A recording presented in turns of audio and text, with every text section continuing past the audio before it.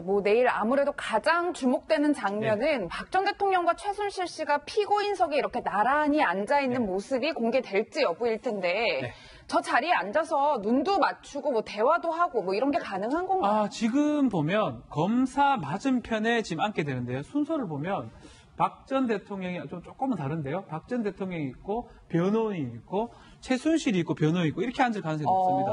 한 사람 건너뛰어서 앉기 때문에 약간만 고개를 돌리면 옆에 보일 수가 있습니다. 그렇네요. 고개 안 돌려도 사람 그 시각 자체가 보이는 시각이고 바로 사실 옆에 있다고 바로 옆에 있다 봐야죠. 바로 옆에 있다 보기 때문에 두 사람이 어떤 눈을 마주칠 가능성은 충분히 있다고 봐야 되고 이 두 사람이 피고인인데요. 같은 길을 가는 피고인들도 뭐 공범을 했던 피고인들도 재판하는 과정에서 재판이 길어지면 상당히 갈등을 보이는 경우가 많습니다. 근데 지금 상황에서 박 전 대통령하고 최순실하고는 같은 길인 것처럼 보이긴 하지만 상당히 차이가 많이 나는 부분이 있습니다. 박 전 대통령 같은 경우는 최순실이 많이 했다라고 하고 있고 최순실은 진술이 일관성이 없이 어떨 때는 박 전 대통령을 위하는 것처럼 보이지만 또 세세한 부분에서는 박 전 대통령한테 책임을 미루는 부분도 있기 때문에 과연 증인이 나왔을 때 뭐 안종범 수석이라든지 정호성이라든지 이런 뭐 고영태도 마찬가지입니다. 이런 증인들이 나왔을 때 과연 박 전 대통령하고 최순실 특히 형사 22부에서 지금 피고인 신문을 허락해주고 있어요. 피고인이 직접 질문을 하도록 해주기 때문에 최순실 같은 경우는 적극적으로 증인신문을 하는 상황이거든요. 그런 상황에서는 아마 조금 서로 얼굴을 붉힐 가능성은 충분히 있지 않을까. 얼굴도 볼 수도 있고 심지어 대화도 할 수 있고. 대화도 나누고 어떻게 네가 이럴 수 있냐라는 우리 예상입니다. 어떻게 네가 이런 말을 할 수가 있냐 이런 얘기도 될 수 있다. 일반 재판에서는 그런 모습들이 보일 수가 있습니다.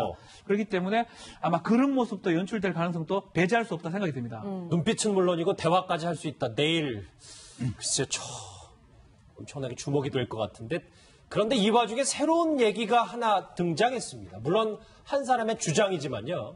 이 최순실 씨가 최근 서울지검장에 임명된 윤석열 지검장이 이 국정농단을 기획했다 이런 얘기를 하고 있습니다.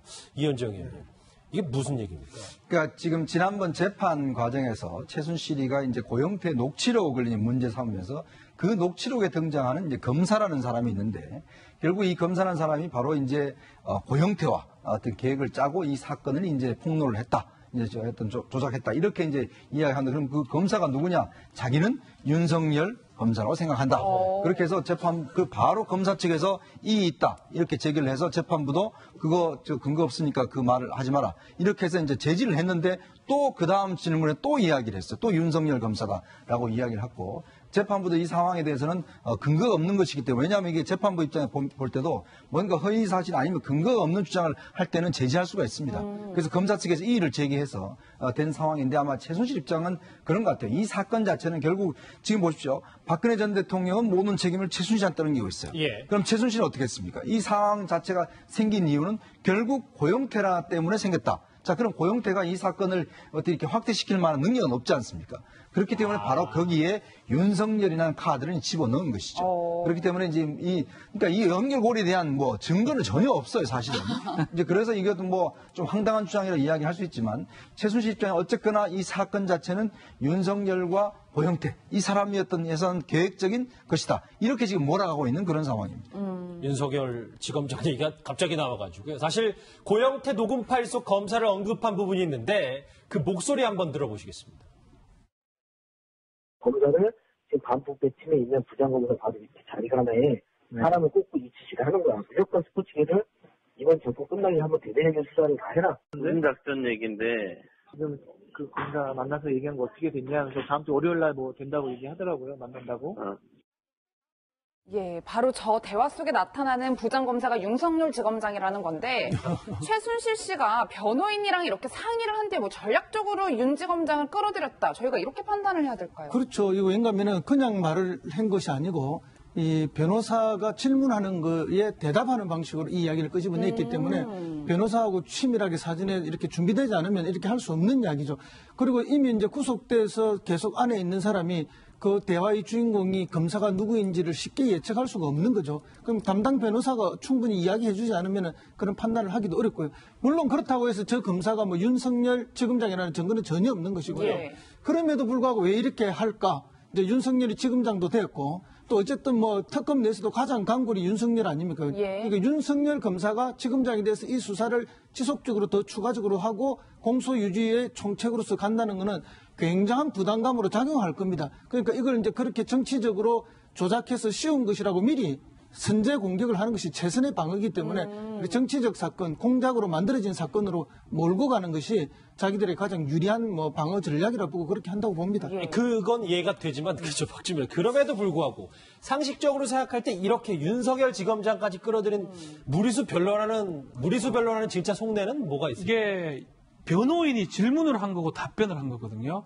그러니까 또 재판부에서는 이런 목적이 있냐고 또 제지를 좀 시킬 정도였기 때문에 사실은 그날이 이제 윤석열 검사를 지검장으로 임명된 날입니다. 그래서 이게 맞아떨어지는지 비슷한 날이거든요. 그래서 또 공판에서 어떤 얘기를 했냐면 민주주의 사회가 아니라면서 예전에 특검 출석할 때 했던 그 내용을 그대로 또 얘기를 했거든요. 결국은 핵심보다는 옆에 것들을 건드려가지고 이 조금 본인들의 위기를 좀 극복하려고 막 하기 위해서 얘기하다가 가장 지금 유명해진 사람 얘기를 갑자기 하고 뭐 이런 거. 그렇죠. 쉽게 말해서는 할 게 없어서 저는 그런 생각이 좀 듭니다. 재판을 하다 보면 뭔가 본론을 해가지고 무죄를 받는 것들로 이렇게 진행이 돼야 되는데 그게 지금 안 되기 때문에 어떤 반론으로 나가고 그 반론이 먹혀 들으려고 하면 누가 들으라도 귀가 솔깃해야 되는데 지금 제일 핫한 인물은 윤석열 지검장이거든요. 그래서 윤석열 지검장을 끌어들인 게 아닌가. 저는 이런 추측이 근데 시나리오는 완벽해요. 어떤 의미에서는 왜냐하면 자 누군가 검사를 끌어들여야 돼요. 그 검사는 이 고영태를 동원해서 어쨌든 올가매야죠. 엮어야 되죠. 예. 박정희 대통령까지 엮어야 됩니다. 그러면 이유가 있어야 돼요. 이 검사한테는 윤석열 검사한테는 이유가 있거든요. 왜? 좌천당했다. 국정원 댓글 사건을 수사하다가 박 전 대통령으로부터 좌천당한 그런 원함 심리 때문에 고영태라는 사람을 기획을 해서 그다음 최순실을 엮고 그다음에 박 전 대통령까지 엮으려고 했다라는 시나리오가 가능한 유일한 검사라고 한다면 윤석열 검사를 왜 언급을 했는지가 나오지 않습니까? 당일날 윤석열 검사를 수사팀장으로 할 때도 사실은 일부 언론에서 굉장히 이 우려를 표명한 게 그거예요. 아니 이거는 사실 원한이 있는 당사자 아니냐. 한이 있는 당사자한테 칼을 쥐어주면 어떻게 됐느냐. 이런 보도도 동시에 나왔거든요. 그렇다면 그날 이렇게 이 윤석열 검사에 대한 이야기를 할 수 있는 이 소스는 이미 충분했다는 거죠. 예, 이현중 의원님 지금까지 일련의 과정을 쭉 살펴보면 최순실 씨 사실 뭐 특검에 흠집 내기도 한번 했었고 이번엔 검찰에 흠집 내기도 한번 하고 있는데 절대 포기하지 않고 퍼포먼스도 굉장히 대단한 것 같아요. 일단 지금 아마 재판을 하면 늘수록 사실 그 안에 있는 재판정 본 사람들 보면 최순실 씨가 굉장히 법리적인 지식도 많이 늘고 사건에 대해서 상당히 공격적으로 지금 대응을 하고 있다는 것이거든요. 그러니까 특히 그런 거 보면 이제 이렇게 수감 기간이 길어지면서 사건 내용에 대한 일단 이것도 이제 늘고 또 법률 지식도 많이 늡니다. 그리고 이제 재판을 계속 하다 보면 무엇이 본인이 또 허점인가. 그래서 본인이 뭐 직접 신문도 하기도 하고 이제 그런 식으로 하고 있거든요. 그렇죠. 그런 상황에서 이제 최순실이가 이제 보면 자기는 어차피 지금 이 상황에 대해서 박 전 대통령은 뭐 사면 받을 수 나가더라도 본인은 지금 장기형이 사실상 불가피하다는 생각을 할 거예요. 그럼 이걸 어떠한 최대한 어떤 정치 쟁점화하고 뭔가 좀 빠져나갈 수 있는 구멍을 만들기 위해서 많은 연구를 할 겁니다. 이제 그런 연구를 하면서 제가 볼 때는 아마 이제 잡은 게 뭐냐면 결국 이 사건은 누군가에 의해서 조작된 사건이고 그 사건은 결국은 이 사건의 핵심 공소 유지를 맡고 있는 바로 윤석열 지검장을 끌고 들어가면서 결국 윤석열 지검장으로 하여금 곤란한 처지에 있도록 이렇게 만약에 한다라면 충분히 어떤 정적 싸움으로 벌여갈 수 있다. 이런 판단을 한 것 같아요. 그래서 재판장의 제지에도 불구하고 계속 윤석열 이야기만 거듭하는 이유가 저는 거기에 있다고 봅니다. 이 정도 기사라면 내일 재판 때도 또 어떤 돌출 발언을 할지도 참 관심을 끌고 있는데 최순실 씨가 언급한 윤석열 지검장 오늘 취임식도 사양하지 공식 업무를 시작했습니다. 첫 출근길 모습부터 화면으로 보시죠.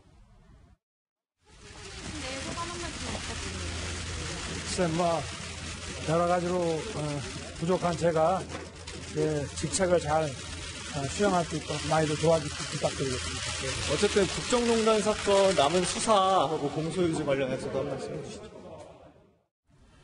사실 윤석열 지검장 그리고 내일 재판과도 또 빼놓을 수 없는 게 지금 체제에서 첫 공판이기 때문에 박 전 대통령과 윤석열 지검장의 악연도 꽤 뿌리가 깊잖아요. 4년입니다. 아마 윤석열 지검장은 뭐 지옥과 천당을 왔다 갔다 한 그런 인물이 아닌가 이렇게 보이는데 2013년 국정원 댓글 사건 수사팀장을 했었는데 그 당시에 서울지검장한테 외압을 받았다면서 폭로를 해가지고 징계를 받았고요. 그렇죠. 그 이후에 대구고검, 대전고검으로 나아가서 사실은 저 정도면 옷을 벗는 게 상례였는데 계속적으로 있다가 부활되게 된 게 2016, 2017년 국정농단 사건 수사팀장을 맡으면서 부활을 했고 그 정도는 부활 정도였지만 최근에 와서는 2017년에 지금 서울중앙지검을 임명을 받았거든요. 사실은 이 4년간 뭐 온수, 냉수가 있다 그러면 갈 수 있는 모든 것을 갔다 온 게 아닌가 이런 그렇기 때문에 이 윤석열 지검장이 취임하고 또 맞게 박근혜 전 대통령 공판이 또 열리기 때문에 그렇죠. 참 이 두 사람의 운명도 참 기구한 운명이 아닌가 이렇게 보입니다. 그래서 최순실 씨가 윤석열 지검장 언급. 그래서 언급했지 않을까 이렇게 추측은 되는 부분입니다. 윤석열 지검장을 둘러싼 사법연수원 동기들의 인연도 참 주목을 받고 있는데 여러분들도 잘 아시는 박범계 의원이 동기랍니다. 그 목소리 한번 들어보시죠. 성격은 아주 호방하죠. 술도 잘 드시고 굉장히 디테일에 강하다. 아주 집념이 있고요. 그리고 성향은 뭐 합리적 보수라고 할까? 본인 스스로가 법질서의 수호에 굉장히 강조를 하고 있고 그렇기 때문에 지난번 국정원 댓글 사건에 대한 그 치밀한 수사가 가능했다고 봅니다. 네, 뭐 사법연수원 23기 동기라는 건데 제가 살펴보니까 23기에 굉장히 언론에 많이 노출된 인물들이 있더라고요. 이게 23기가 참 유명한 기수 같아요. 그 노무현 대통령 그 기수도 상당히 유명한 분들이 많고. 예. 여기 보면 이제 뭐 윤석열 지검장을 비롯해서 이제 박범계 의원은 판사를 했습니다. 그러다가 2002년도에 그 나오면서 바로 노무현 대통령 지지 선언을 했어요. 그래서 이제 청와대에 이제 비서관으로 들어갔다가 이제 지금 국회의원이 된 케이스고 지금 조윤선 전 장관은 지금 현재 뭐 구속돼 있는 그런 상황이죠. 또 강용석 전 의원 같은 경우도 뭐 여러 가지 송사가 있지만 사실 강용석 이제 전 의원도 저 기수군요. 그렇죠. 이게 근데 윤석열 지검장은 이 시험 기수가 사실 굉장히 늦습니다. 이게 왜 그러냐면 1차 시험을 대학 4학년 때 붙고 난 다음에 2차 시험을 무려 9년 동안 떨어졌어요.